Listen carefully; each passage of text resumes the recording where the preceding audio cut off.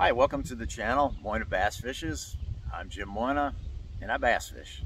All right, so today we're going to talk about the progress of bass fishing here in north central Minnesota, where I'm located right now, and where I've done my bass fishing the last day or two is in a township called Remer, Minnesota. So surrounding communities would be, you got Grand Rapids, Hill City, you've got Walker, you've got Hackensack, you've got Outing, Emily, Crosby, Cross Lake. So this is kind of the area where this is going to be applicable. Okay, so right now the bass are, believe it or not, they're already starting to move on their beds, which really surprised me because the ice went out. Like on this lake behind me, when I left for Lake of the Ozarks a month ago, this lake still had ice on it. And while I was gone for that tournament and the Sam Rayburn tournament, the ice went away and this lake warmed up, and I can't believe how quickly that all progressed. There was plenty of warm weather, and we got surface water temperatures in the 60s by afternoon time. It's still getting chilly at night. Last night, for example, we had 55 degrees air temperature, so the lakes are cooling down at night, but they have progressed to where the bass are now spawning. So you will catch some. If you're fishing in shallow water, good chance you are catching a bass that is on a spawning bed. All right, with that said, how do I like to fish right now when the fish are in this stage? Well, there's two baits that will do a lot of fish catching. Now this bait, one would be a prop bait. So this would be a top water prop bait. So you got the prop there and the prop there. There's lots of different varieties. This one, I didn't pick this one out for any particular reason. This is a what's called a crazy shad, but there's baits that are called devil's horses. There's baits that are called boy howdies. Rapla's got a prop bait out. I forget the name of that. I think Berkeley's got one. So there's lots of different floating prop baits like this. How you fish these things, typically the fish want a stop and go retrieve.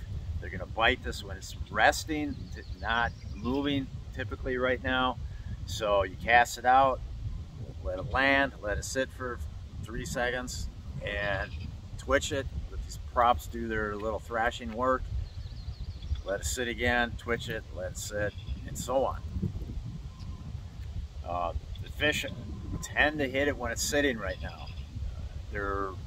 If it's a fish like that is on a spawning bed, it's going to be defending against this thing, and if the thing's moving, it's going to feel like it's pushing the bait away from its bed, and the bass will feel like it's doing its job. If it's sitting, the bass will get a little more agitated about it. It's like, why isn't the, here I am, it should know I'm here as I'm approaching it. Why isn't this thing moving away? Well, I guess I'll just have to move it myself, and then the fish will grab it, and that's what goes through my head anyways. The fish wants to remove it from the area, so he bites it, and because it's not moving, so that's why he bites it. A moving bait, they typically might chase and follow it and then veer off. Sometimes they'll hit it, but the moving baits, I think the fish just feels like, hey, I'm doing my job, I've moved this thing away, I can go back to my nest and just sit there and guard the eggs. So and when you want to, this is not going to work all day long typically. This really catches on fire the last few hours of the daylight. So from say after dinner time till half hour after sunset, you're going to catch a lot of fish on this. And the reason why, typically the fish just are a little more lethargic earlier in the day. Like today we got a high sun. That's going to just kind of put the dampers on them. But the meantime, while these fish are kind of just not quite so aggressive, this sunshine is just dumping tons of energy into this watery ecosystem. So when that sun gets low, starting at about 7 o'clock or so, sundown here is about 10 p.m. right now. So when that sun gets low, is it 10 p.m.? Yeah, something like that. Anyways, when that sun gets low, the shadows get longer, the fish kind of realize this is an opportunity, and they just become really aggressive. That just the whole ecosystem is charged with that full base of sunshine, all that energy. The food chain's alive, the food chain's active, everything's active, and just throwing a topwater bait around like this is going to get a lot of bites. A lot of fun. And the one exception, you know, if I went out right now and threw this around, yeah, I could probably catch one here and there, but it's just not going to be nearly as productive and nearly as effective as compared to later today. Like when this gets to be 7 o'clock out here later today, this bait's going to do wonders. The other bait, so when fish are slightly off, let me add one more thing about this. It's not that great of a morning bait unless if you have an evening where where the air temperatures really don't fall off that much and it stays warm overnight, then you can have a good morning bite on the topwater like this. But for example, last night it got down to 55 degrees, the water temperature cooled down, and the morning started with the water temperatures kind of cool. Sure, I might be able to pop one or two on this, but not going to be as effective as, say, and that's also a good cloudy day bait at times. So if it's just cloud, like it could be noon like right now and be cloudy, and that prop bait might do really well. But for conditions like what you're seeing behind me, high sun, midday, this is the just a basic soft plastic stick worm. This one in particular is made by Billy Rub Baits. These are some baits I've been using more and more the last couple of years. So anyways, this is a bait, and it's the same thing. It's not a moving bait, but this just basically falls right in their face. So you rig it, I typically rig it wacky rig this time of year. There's not a whole lot of, I mean, there's dead vegetation, there's new growth vegetation, but usually you can get away with rigging it wacky style, which gives you better hookup percentage. And if you don't know what wacky style is, you just, let's say my finger's a hook, you just hook the bait right through the center of the worm, like this little blank spot that you could call as the egg sac of this worm. And you hook it through there, and then the worm would just dangle from the hook like this. So that's wacky. And you can fish it without a weight, okay? And the bait will fall really slow. So in shallow water, that's a good way to do it. But if you're fishing a little deeper, or you just want your bait on the bottom quicker because the fish aren't coming up for it, then you can they make wacky hooks that have, it looks like a little jig head. The hook is, the weight is part of the hook, or you can get like they have like weighted inserts that's like you can like screw the insert into the one end of the worm, or just push it in there and add weight to it that way. So those two baits, I can catch a ton of fish in these lakes in this part of the state right now. Some alternatives, you know, let's say you're not in a typical spawning area, you're looking more for the pre-spawn bass still. In the case of smallmouth, a little tiny swim bait of some kind on like an all-terrain tackle, smallie smasher head. And by the swim bait size, I'm talking, you know, probably no more than 3.8, no more than 4 inches in size, anywhere from like 2.5 inches up to 4 inches, depending on how you feel about the situation.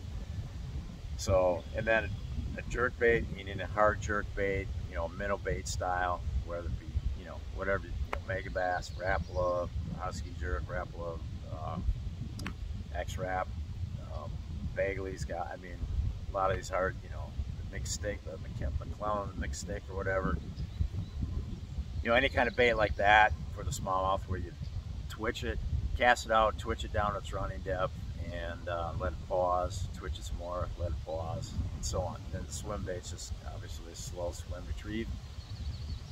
So, and then for the largemouths, if you're still looking for more of the pre-spawn type fish, you can go with a crankbait or a swim jig. I'd say either of those two would be a really good option.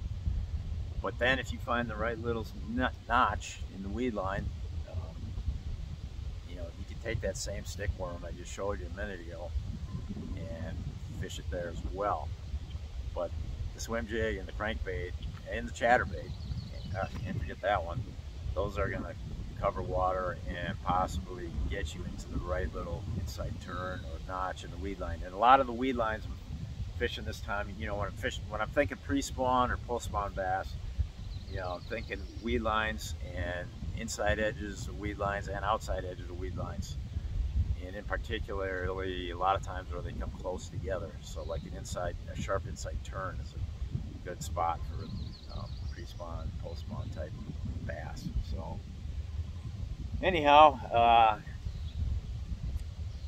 also, you know what, in fact, this season is so far progressed along that even in some of the, I mean, we're starting to see some of the first bluegills starting to bed themselves, which I just can't believe how I mean, it was a month ago we had ice out here, now we got bedding bluegills already. They're just starting, but it's just, I just can't believe how fast things progress as soon as that ice comes off and you get the warm weather on top of that. So that's pretty cool. And oh, then the other thing that's not so exciting is if you're going to be out fishing out here in this part of the world right now, I highly recommend long sleeves, long pants, because the mosquitoes are terrible. Now, right now, sitting in the full sunshine, middle of the day, right where I am now, they're not bugging me.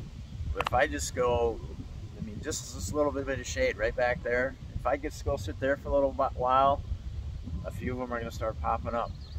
And if I go into the actually into the woods, they're all over around here.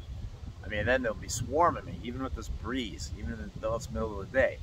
And then, like, if you're going to go out, if you're going to go out and use one of these prop baits after dinner, like I was suggesting, man, you better be prepared for the mosquitoes. But you know, bug sprays as well. You know, I always go with, you know, long sleeve stuff, hoods, get the hoods, and bug spray as well. So be ready for those mosquitoes. The black flies aren't out yet, although I saw one about 5 minutes ago. So they're coming. By black flies, I mean the horse flies and deer flies. Those will be, they're coming. They're next. 2 weeks, it'll be a whole different story with the black flies. It'll be everywhere. All right, go have some fun with some bass. Shallow water, you can't go wrong shallow water right now. It's a lot of fun. Prop baits, stick baits, plastic worms. Good luck. Over.